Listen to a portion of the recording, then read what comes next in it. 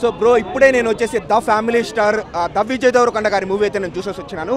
సరే మూవీ ఎలా ఉందో చెప్పాలంటే నా పాయింట్ ఆఫ్ వ్యూలో నా పర్సెప్షన్లో మూవీ యావరేజ్ కూడా కాదనమాట, బిలో యావరేజ్ అని నాకు అనిపించింది. ఎందుకంటే మెయిన్ థింగ్ ఫస్ట్ హాఫ్ అయితే మనకు కొంచెం బాగానే ఉంటుందన్నమాట. తీసుకున్న విధానము లైక్ ఆ middle class life, Vijay Deverakonda మోస బరువు బాధ్యతలు కావచ్చు, ఆ కుటుంబంలో ఉండే బంధాలు బాంధవ్యాలు కావచ్చు, ఆ సాక్రిఫైజులు రెస్పాన్సిబిలిటీలు, ఒక మిడిల్ క్లాస్ లైఫ్ అయితే మంచిగానే స్టార్ట్ చేశారు.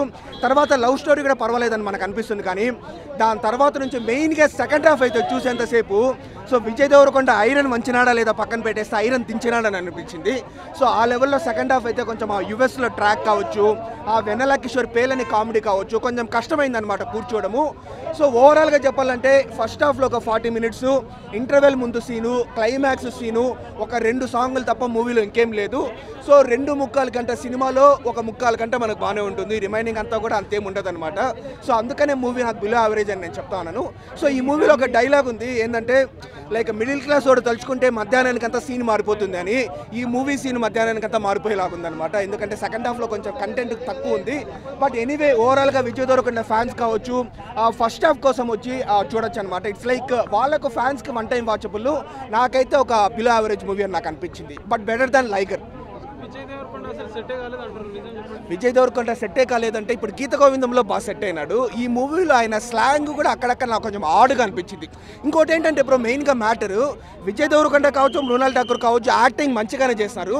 కానీ పక్కన ఇంకో పక్క స్కోప్ లేదనమాట, కంటెంటే లేదనమాట. సో ఇంకా వాళ్ళు ఎంత బెస్ట్ ఇచ్చినా మనకు అది అర్థం కూడా కాదు. సో ఫాల్ట్ పరశురామ్ దగ్గర ఉంది. ఫాల్ట్ ఏంటంటే రైటింగ్లో ఉందన్నమాట. రైటింగ్ చాలా బెటర్ రైటింగ్ చేసి ఉండొచ్చు.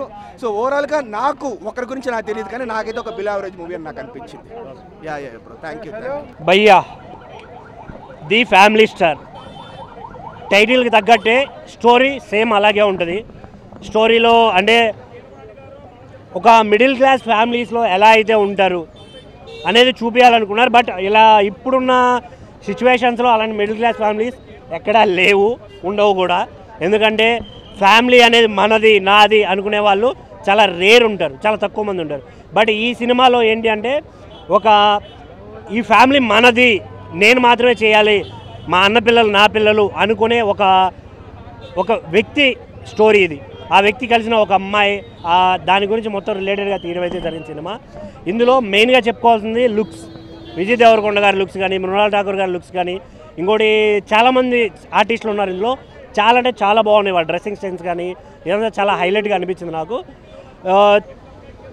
సినిమాలో మైనస్ పాయింట్స్ ఏంటంటే స్టోరీ అన్న. దీంట్లో మెయిన్గా చెప్పుకోవాల్సిన స్టోరీ ఏంటంటే సేమ్ రిలేటెడ్ స్టోరీ తీయడం జరిగింది. ఆల్రెడీ మనం పాత స్టోరీస్ చూసుంటాం కదా, సేమ్ అలాంటి రిలేటెడ్ స్టోరీ తీయడం జరిగింది. అది చాలా మైనస్ అని చెప్పాలి సినిమాకి. ఎందుకంటే ఇప్పుడు ఆల్రెడీ చూసిన సినిమాని చూడడానికి థియేటర్కి రావాల్సిన అవసరం లేదు కదా. ఇప్పుడు జరుగుతున్న సినిమాలన్నింటిలో చాలామంది ఏంటంటే స్టోరీ మీద లేకుంటే సినిమా మీద కాన్సన్ట్రేట్ చేయట్లేదు, ఓన్లీ ప్రమోషన్. ఏముంది 100 కోట్లు 200 కోట్లు వచ్చాయని ప్రమోషన్ చేస్తే చాలు, వాళ్ళకి కావాల్సిన ప్రాఫిట్స్ వచ్చేస్తున్నాయి, వాళ్ళకి కావాల్సిన ఇవి వచ్చేస్తున్నాయి. సో వాటి మీద కాన్సన్ట్రేషన్ తగ్గించి స్టోరీ మీద, తీయడం మీద, లేకుంటే సాంగ్స్ మీద, వీటి మీద కాన్సన్ట్రేషన్ పెడితే చాలా బాగుంటుంది. ఎందుకంటే ఇప్పుడు ఈ స్టోరీలో చూసేవాడికి ఏంద్రా ఇది వెళ్తూనే ఉంటుంది. ఫస్ట్ హాఫ్ నుంచి లాస్ట్ వరకు అరే యాడు చూసామేది అదే కదా ఈ ఫీలింగ్ తప్ప ఎక్కడ ఒక చిన్న ఎగ్జైట్మెంట్ లేదు, ఒక ఎమోషన్ క్యారీ అవ్వలేదు. ఎమోషన్గా వాళ్ళు చేస్తున్నారు, బట్ మనకి కనెక్టివిటీ లేదు. ఇలా అనిపించింది సినిమాలో. ఆ సాంగ్ కళ్యాణి వచ్చాను సాంగ్ కోసం వచ్చావయ్యా. నిజంగా థియేటర్కి వచ్చే సినిమా ఎప్పుడు ఎండింగ్లో వేసాడు. అరే ముందే వేస్తే వెళ్ళిపోతారేమో అని చెప్పి ఎండింగ్లో వేసాడు ఆయన. వామ్మో ఏం ప్లానింగ్, ఏం విజన్. ఖచ్చితంగా డెఫినెట్లీ వెళ్ళిపోయామండి. ఎందుకు అంటే దీంట్లో అంటే మనం దీన్ని చూసి ఇప్పుడు మిడిల్ క్లాస్ ఫ్యామిలీ అన్నాడు, రీసెంట్గా వచ్చిన #90s ఎంత ఎమోషన్ క్రియేట్ చేసింది అంటే దాన్ని మనం అడాప్ట్ అయిపోతాం. అదేం సినిమా కాదు, వెబ్ సిరీసే.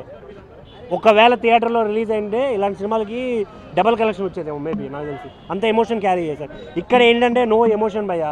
వీళ్ళు చూపించడానికి ఇది ఎమోషన్, ఇక్కడ ఎమోషన్ వస్తుంది ఏడవండి అని ఇంటిచ్చేలాగా చేశారు.